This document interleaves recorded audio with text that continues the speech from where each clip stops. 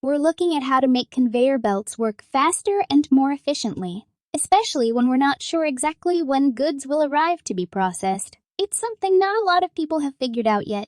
For example, certain experts have looked into how different methods of moving soil, like using conveyor belts or trains, affect how quickly work can get done. They've also created new ways to better understand how long things will take when goods don't arrive at a predictable pace.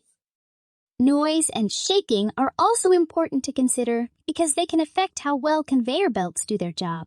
We've learned a lot about where this noise and shaking come from and how they can be reduced to make the belts work better. In terms of technology, there are new inventions that are making a big difference. There's a special elevator that's been designed to work seamlessly in automated production lines, making the whole process smoother and faster. Others have improved grinding machines by adding smart features, pushing us a step closer to a world where machines do a lot of the heavy lifting. When it comes to conveyor belts, being able to sort products by weight quickly can save both time and money. There are also new control systems that keep conveyor belts running smoothly even when unexpected issues pop up. All these improvements are connected, showing that every little change can help make these belts and the industries they serve more efficient